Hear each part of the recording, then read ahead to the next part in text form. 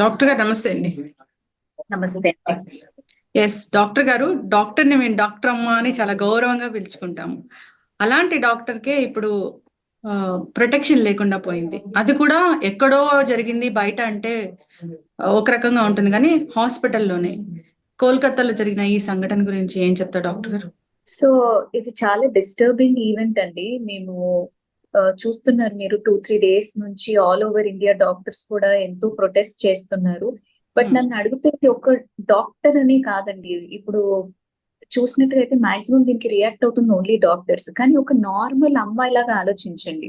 ఆ అమ్మాయి 36 hours duty చేసుకుంటూ తన మెడికల్ కాలేజ్ లో ఆ రోజు నైట్ రౌండ్స్ చేసుకొని జస్ట్ వెళ్ళి ఆ సెమినార్ హాల్లో 2:00 కి అమ్మాయికి తినడానికి టైం దొరికింది. 2:00 తినేసి కొంచెం రెస్ట్ తీసుకుందామని చెప్పి ఆ సెమినార్ హాల్కి వెళ్ళింది. అండ్ సెమినార్ హాల్ కి ఎందుకు వెళ్ళింది అని చాలా మంది అడుగుతున్నారండి. మీకు అందరికి తెలియని విషయం ఏంటంటే, మెడికల్ కాలేజెస్ లో ఎస్పెషల్లీ గవర్నమెంట్ మెడికల్ కాలేజెస్ లో ఫీమేల్ డాక్టర్స్ కి డ్యూటీ రూమ్స్ అవన్నీ సరిగ్గా ఉండవు. మాక్సిమం ఉంటే ఒక రూమ్ లో మామూలుగా ఏ మెడికల్ కాలేజ్ లో ఉన్న ఒక రూమ్ లో ఒక 4 బెడ్స్ ఉన్నా అదే టైంలో డ్యూటీలో ఒక 10 మంది ఫీమేల్ డాక్టర్స్ దాకా ఉంటారు. సో అలాంటి టైంలో ఒక 4 మెంబర్స్ ఉన్న మిగతా వాళ్ళు సెమినార్ రూమ్స్ డిపార్ట్మెంట్ లో ప్రతి డిపార్ట్మెంట్ కి ఒక సెపరేట్ రూమ్ ఉంటుందండి. అంటే అది పేషెంట్ ఎగ్జామినేషన్ కోసము అలా కొన్ని రూమ్స్ ఉంటాయి. సో అలాంటి రూమ్స్ యాక్సెస్ కానీ డాక్టర్స్ దగ్గరకు ఉన్నప్పుడు వాళ్ళు ఇంటర్న్స్ గా, అంటే ఈ టైంలో నేను ఈ టైం వరకు నేను మేల్కొని ఉంటాను, నేను వార్డ్ చూసుకుంటాను, ఒక 1 hour 2 hours నువ్వు పడుకో, ఈ టైం చూసుకుంటాను, వాళ్ళు డివైడ్ చేసుకుని ఆ రూమ్ లాక్ వేసుకొని అలా ఉంటారు. సెమినార్ హాల్ కాబట్టి ప్రాబబ్లీ లాక్ వేసుకునే యాక్సెస్ తనకు ఉండదు. బట్ ఇప్పుడు తన ఓన్ కాలేజ్ లో తను సెమినార్ హాల్లో కాసేపు రెస్ట్ తీసుకోవడంలో ఏముంటుంది అని ధైర్యంగా వెళ్ళి ఉంటది పాపం మా అమ్మాయి. కానీ అలాంటి సిచ్యువేషన్ లో వెళ్ళి ఒకళ్ళు చంపేస్తారు. చంపేయడం పక్కన పెడితే ఆ అమ్మాయిని రేప్ చేయడం. అండ్ వర్స్ట్ పార్ట్ ఏంటంటే, అది అయిపోయిన వెంటనే దాన్ని సూసైడ్ లాగా చిత్రీకరించారు. అందరూ అదే క్వశ్చన్ చేస్తున్నారు, సూసైడ్ లాగా ఎందుకు చెప్పాలి పేరెంట్స్ కి? ఎగ్జాక్ట్లీ. అండ్ సూసైడ్ అని కాకుండా అమ్మాయిని సైకోసిస్ అని చెప్పి, అంతగా చదువుకొని ఎంబీబీఎస్ ఫినిష్ చేసి తను కష్టపడి ఒక పీజీ సీట్ తెచ్చుకొని, గవర్నమెంట్ మెడికల్ కాలేజ్ లో పీజీ సీట్ అంటే తను ఎంత కష్టపడితే వచ్చి ఉంటుంది. లో సెకండ్ ఇయర్ లో ఒక 1 year అవుతే పాపం మా అమ్మాయి ఒక సక్సెస్ఫుల్ డాక్టర్ లాగా బయటకు వచ్చేది. అట్ ది ఏజ్ ఆఫ్ 31, అంటే 18 years కి స్టార్ట్ చేసి ఉంటది తన మెడికల్ జర్నీ. ఒక 13-14 years నుంచి చదువుకుంటూ ఉన్న అమ్మాయి సడన్ గా పేరెంట్స్ కి కాల్ చేస్తారు చనిపోయిందని. 3 hours వాళ్ళని కలవనివ్వరు. 3 hours దాకా కూడా పేరెంట్స్ ని కలవనివ్వకుండా మళ్ళీ ఫస్ట్ సైకోసిస్, ఆమె సూసైడ్ చేసుకుందని కవరప్ చేయడానికి ట్రై చేసి, మళ్ళీ ఎవరో ఒక అతను ఉన్నారు, ఏదో బ్లూటూత్ దొరికింది, అతని చంపాడని చెప్పి. పోనీ ఇది కూడా నమ్ముదాం అనుకుంటే పోస్ట్ మార్టం లో చూసేసరికి ఆ సిమెన్ అనాలిసిస్ చేసినప్పుడు amount of semen that they found is 150 grams. అంటే ఒక్క నుంచి మాక్సిమం ఓన్లీ 15 grams సీమెనే కలెక్ట్ చేయగలరు వాడు రేప్ చేసినా కానీ. 150 grams అంటే ఒక్కళ్ళు చేసింది కాదు, అక్కడ ఎంతో మంది ఇన్వాల్వ్ ఉన్నారని అప్పుడు డౌట్ వచ్చింది. సో ఎంతవరకు కవరప్ చేయడానికి ఒక కేసుని, ఎంతమంది ఇన్వాల్వ్ ఉన్నారు, ఎవరిని ప్రొటెక్ట్ చేయడానికి, ఇవన్నీ కూడా పక్కన పెడితే సైలెంట్ గా August 14th నైట్ మార్చ్ చేస్తున్నారు ఆ అమ్మాయిలు.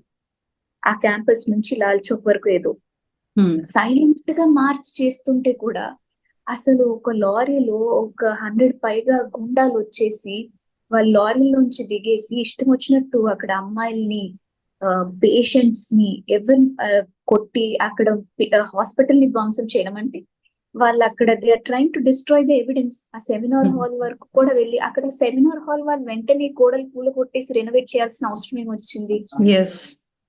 అంతా to cover up the evidence. ఏంటి అంటే ఎప్పుడైనా ఈ కంట్రీలో ఎవరన్నా ఏదన్నా చేయొచ్చు, అడిగే వాళ్ళు ఎవరు చేయకూడదు. సడన్ గా ఊపిరి ఆగిపోతుందంటే ఫస్ట్ పిలిచేది ఆ అమ్మాయిని, చెస్ట్ మెడిసిన్ స్పెషలిస్ట్ ని. లంగ్స్ ఎలా ఉంది, అక్యూట్ కండిషన్స్, ఇవన్నీ చేసే ఆ అమ్మాయి ఎన్ని లైఫ్ సేవ్ చేసిన అమ్మాయి, ఆ అమ్మాయి లైఫ్ కి ప్రొటెక్షన్ లేదంటే తల్లిదండ్రులు ఎందుకు పంపిస్తారండి? ఇంకా వేరే చోట చదువుకోమ్మా, నైట్ డ్యూటీలు చేయమ్మా అని ఎవరికి ధైర్యం ఉంటుందండి? అసలు ఇదంతా విన్న తర్వాత మనకి ధైర్యం ఉంటుందా? మన ఇంట్లో వాళ్ళని పంపించగలమా? నైట్ డ్యూటీకి వెళ్ళమ్మా, నువ్వు 36 hours డ్యూటీ హాస్పిటల్లో ఉండమ్మా అని. ఎస్, ఖచ్చితంగా డాక్టర్ గారు. డాక్టర్ గారు అయితే బాడీ మీద చూస్తే గాయాలు అంటే ఆ పోస్ట్ మార్టం నివేదిక వింటేనే కన్నీళ్లు తెప్పిస్తున్నాయి.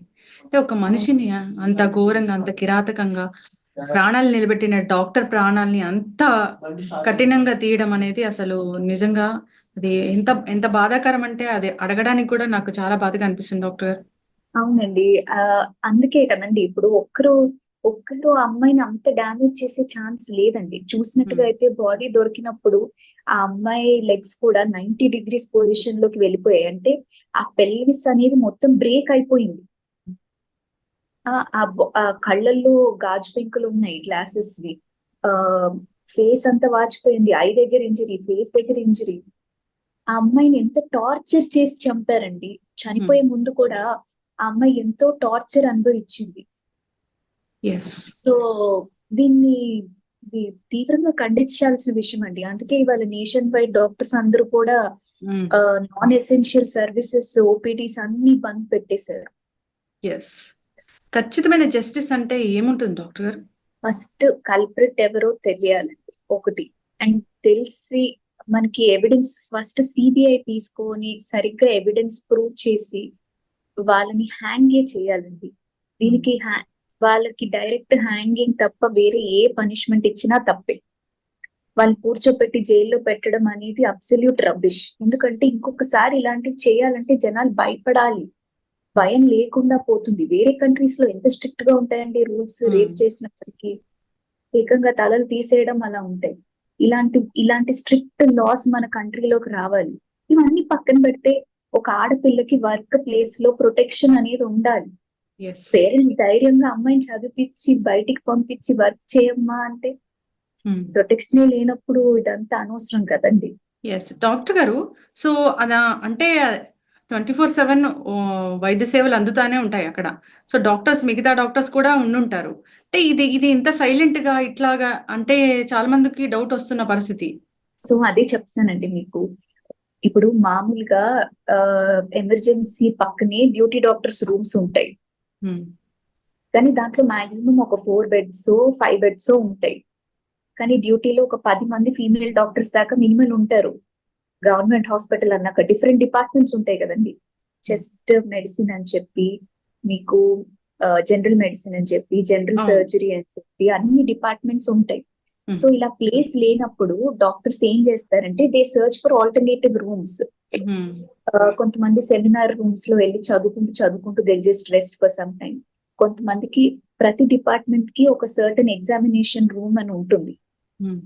ఆ రూమ్ కీస్ కూడా ఇస్తారు అప్పుడప్పుడు. ఏంటంటే దాంట్లో పేషెంట్ ఎగ్జామినేషన్ కోసం ఒక చిన్న బెడ్ ఉంటుంది, దాంట్లో అడ్జస్ట్ అవుతారు. సో ఆ డిపార్ట్మెంట్ నుంచి ఇద్దరు ఎవరైతే డ్యూటీలో ఉంటారో ఒక 2-3 గంటలు నువ్వు పడుకో, అప్పుడు ఆ టైంలో ఎమర్జెన్సీస్ నేను చూస్తాను, మిగతా 2-3 గంటలు నేను వెళ్ళి పడుకుంటాను, నువ్వు చూసుకో అని చెప్పి వాళ్ళు రూమ్ లో లాక్ వేసుకుంటారు.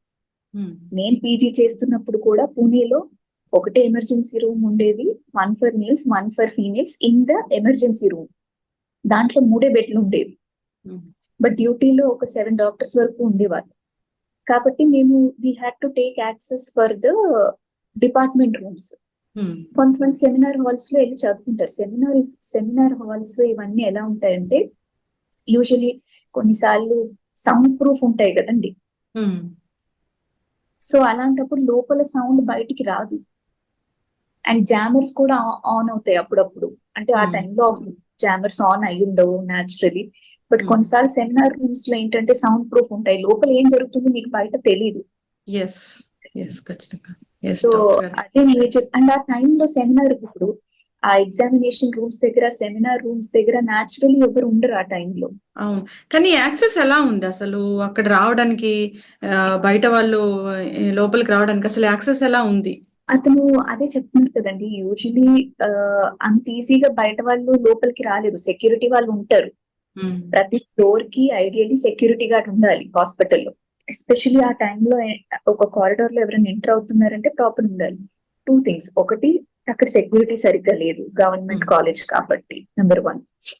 నెంబర్ 2, మీకు అక్కడ అతను ఎవరైతే ఇప్పుడు కల్ప్రిట్ ఎవరైతే చెప్తున్నారో ఉమ్, హూస్ జస్ట్ స్కేప్ కోట్ అని చాలా మంది అంటున్నారు.